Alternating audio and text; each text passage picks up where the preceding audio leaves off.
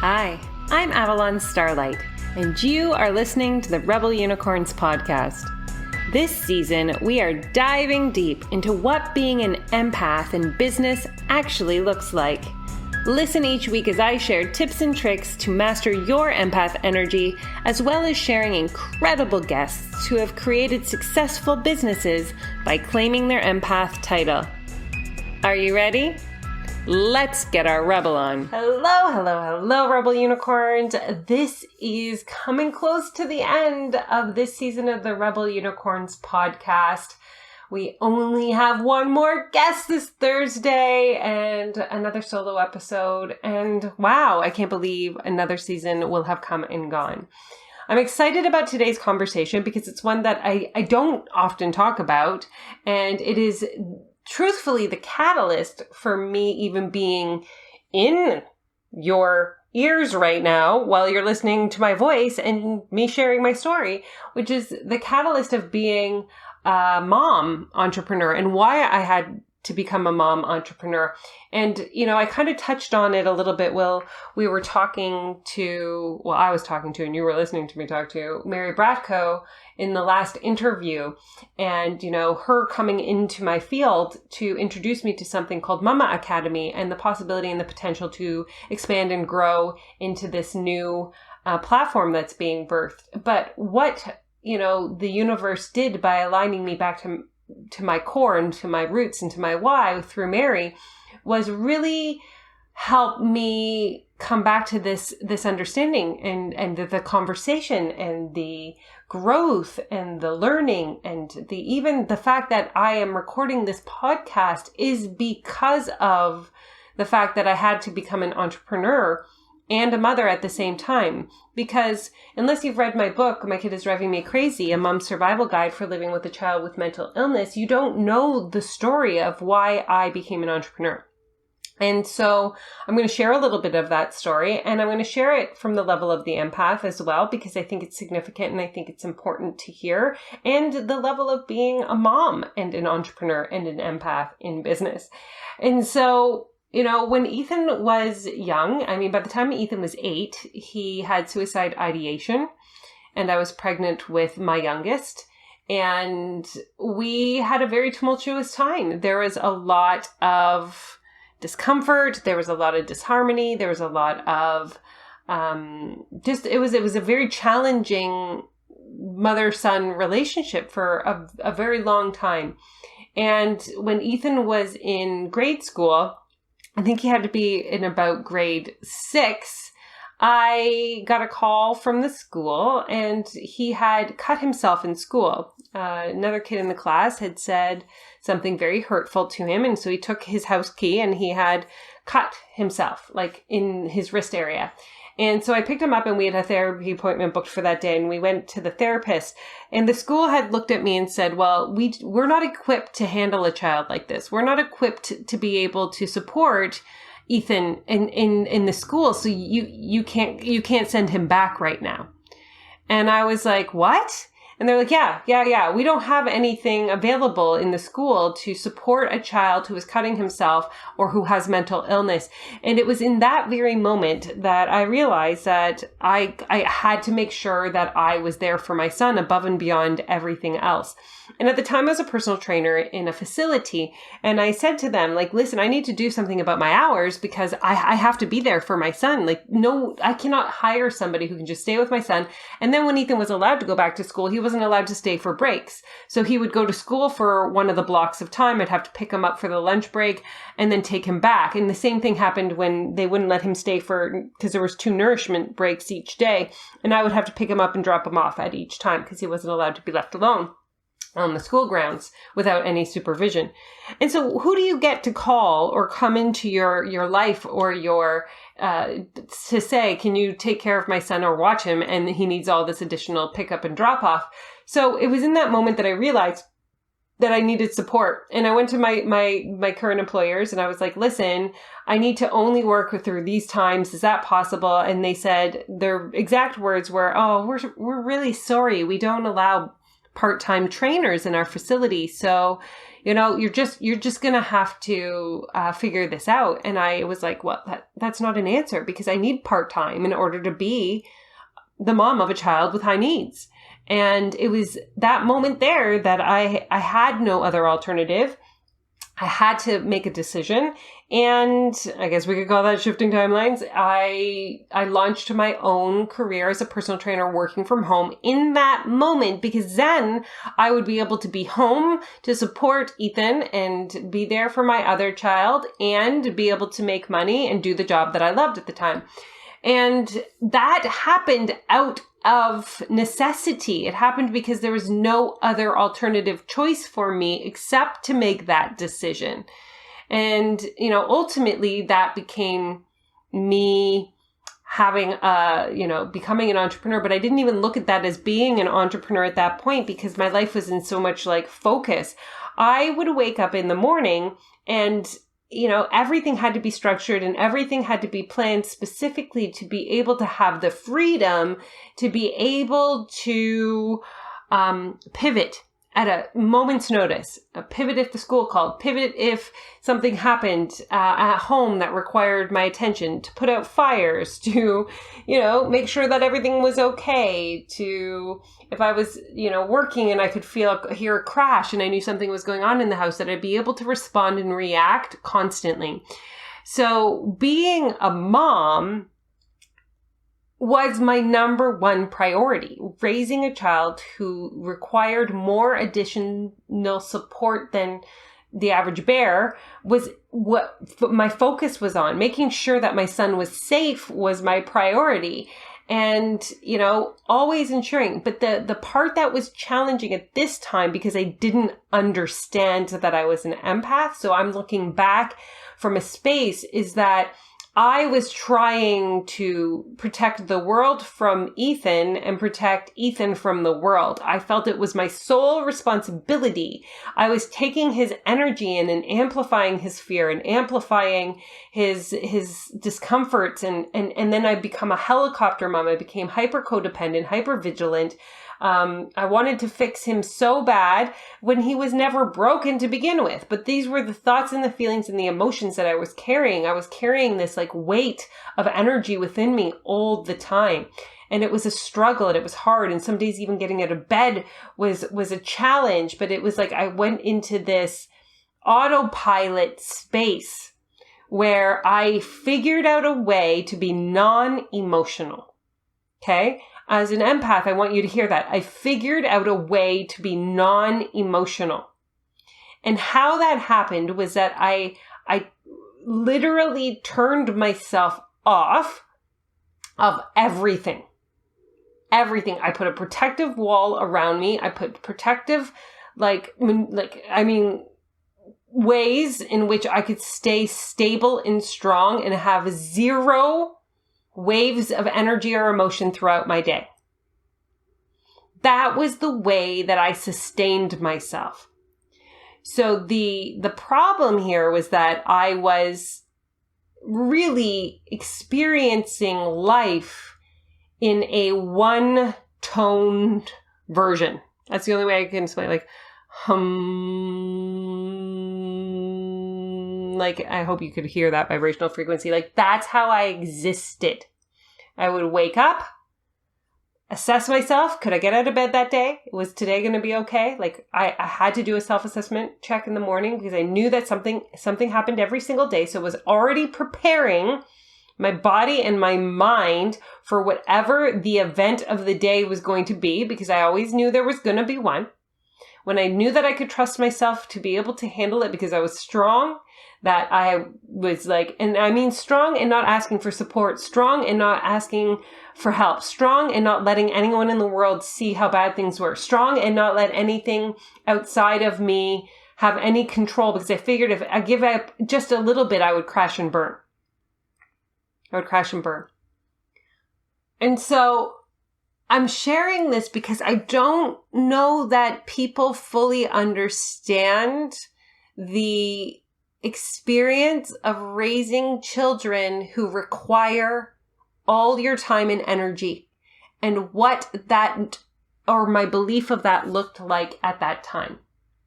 Now, after that experience, I did become much more open. I opened myself up to love. I met my current husband, Jeff. And that's when things started to change, because I had opened myself up for help and support and safety and security. And if you know me, you know that I don't believe that we can ask for safety from other people. Safety comes from within us. We can create safety for our little ones, but asking somebody else to create safety for us doesn't, to me, that's illusory, right? Because safety is a thought, it's an emotion, it's a feeling, but it's not guaranteed at any time. And so putting that on somebody, but he did make me feel safe. I called him my rock because there was a codependency that was occurring between him and I at that time as well, because we were feeding into what each other needed at that time. So it was like I had another arm of codependent expectation and, desired support. That was my first time having somebody who was just really hypervigilant on me and what my needs were and taking care of me. And it did allow me to soften enough to begin the process of actually feeling the feelings that I didn't feel for a really long time. Because when you have to continue your days in this state of fight or flight, you don't have time to feel your feelings. And nor do you want to. Because if I actually opened up the can of worms about what it was like to try and make it through my days and knowing that something was going to happen and I was using alcohol as the number one means to numb myself, then, I don't have time to feel my feelings. I didn't have time to let myself cry or to figure things out because I was taking care of so many other people outside of myself. And this is important because you guys don't see me as this version of me, right? But this was how it all began. So when I met my husband, Jeff, and I started to soften and I started to begin to open myself up to allowing myself to have the emotions that I was having, or to be able to talk about like the shit that had gone on in my life without feeling like I was going to be judged or that I was going to lose somebody in the process, because I dated a lot of men, you guys, who just couldn't handle my family life. They just were like, oh, I think you're a really nice person, but you got some drama over there. And I'd be like, I do have some drama over there. And they're like, we can't sign up for that level of relationship. Like your baggage is a little bit too heavy. And so I went through this a lot with raising a child with high needs. And so when I found a man who didn't see my baggage as baggage, he saw me within my world, and that was a catalyst. So forever will I be grateful to Jeff for being the human, because I have transformed myself so completely in his presence because I knew I could, because I knew he loved me for who I was. When he met me, he loved me when I started to talk to angels. He loved me when I declared I was a witch. Like, I mean, the man is just like, yeah, all right, sure, yep, I love you. Are you a witch? Okay, that's fine. Are you? Yeah, okay. So there was freedom in that. Now, I mean, we recently had to separate because we were still evolved in this codependent relationship that we began right from the very beginning that we met. And again, we needed to shift timelines to create a new relationship, just like Ethan and I did. And that's something that we have recently done. But it was in the transition of me finding a space to begin to unearth and to feel what I had actually been holding back and allowing myself to feel, that actually activated and amplified my gifts. So I was so protected, and not in a healthy way, in I'm shielding myself from the world kind of way when I met Jeff, that I could actually function in the world better than after I met him. And I opened myself up to my own emotions and the emotions of others. Before I even came to my full awakening, what was occurring during that middle ground of really allowing myself to experience what love felt like, and it was an unconditional love that it felt like at that time. And so there was like an openness or a willingness for me to be in a space of unprotection. This is where, in my business, and in my personal life, I started to begin to feel overwhelmed, because when you don't feel emotions and then you do feel emotions and then you realize that you're amplifying emotions, it's a lot. So I would end up going to the grocery store and coming home and having to lay down. I'd put all the groceries on the table and I'd be so overwhelmed and so exhausted and so tired from the mere act of going to the grocery store, I'd have to rest. Whenever I was doing any of my personal training with my clients, I would need to rest between any of our sessions. I was, taking more naps. I was going to bed early. I was falling asleep in chairs. I was doing all of these things because there was this place that I was residing in, that it was like a low frequency vibrational energy that was like, I was consuming so much energy without knowing it, and then holding on to it. And all of that was just amplifying within my body and making me feel dense and heavy. So it was in this period of time that I literally felt like I could not run a business. I was not supporting. There was no growth in my personal training. I was barely functioning. I was barely making my end of the financial responsibilities because I was exhausted all the time. And so in this, there was still things going on with my son, my oldest son. We had the other 3 children, 1 birth for me, 2 of my stepchildren that we were protecting. This was a very, very interesting time in my life where you merge 2 families and, you're trying to navigate what that looks like, what that feels like. There's a lot of high needs. There's a lot of behavioral issues. There's a lot of a discomfort. It's affecting the marriage that is just new, or the relationship that is just new. You're looking at protecting your other children. There's just like a lot of micromanaging, and all while I'm still trying to open up to feel my feelings even deeper and to be able to support my clients and grow what I was hoping would become a business. And so I'm bringing this to you from the space of that we all have a part in our place in our lives where it feels like we cannot see our way out of a situation. Like it just feels like it is heavy and it is dense and it is hard.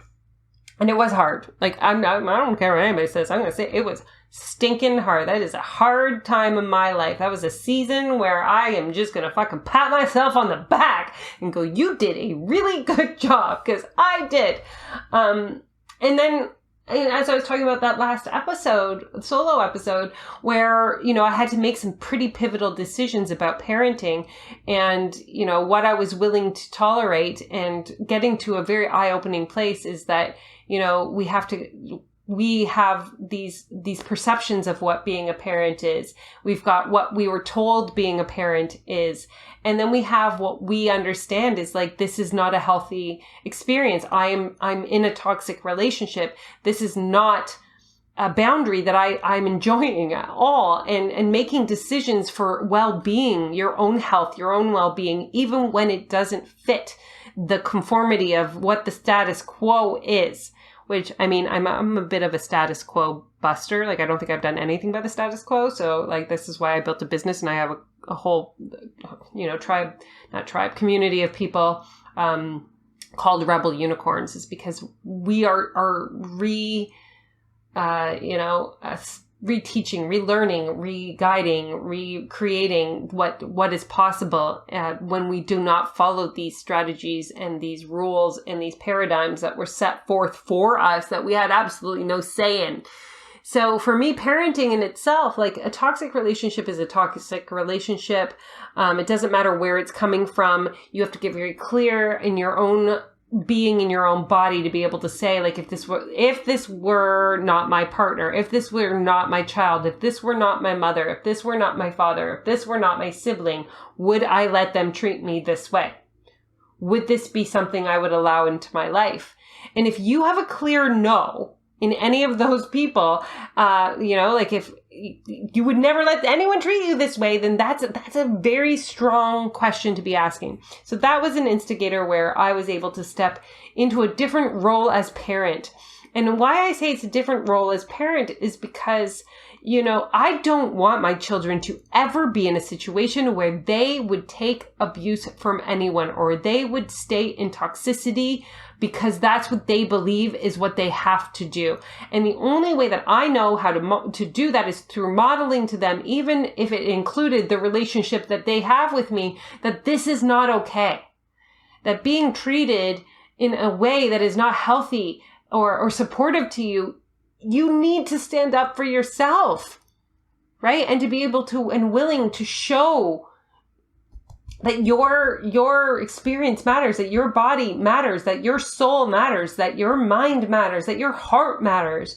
And so that became a very significant point in my business for me, because I changed everything in the moment that Ethan and I stopped talking. Once I came through about 6 months of depression, my entire business changed. I no longer wanted to be a personal trainer.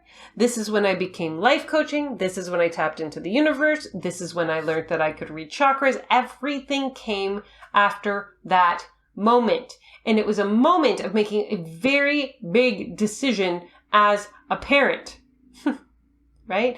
So I think that the fact that I don't talk about these moments very, very much anymore, it's like, it's just such a strange thing to realize that Ethan is the catalyst for me being this version of me. Without him, and I even talked to him this week, and I'm like, do you know how grateful I am to you and our past and our history and our life?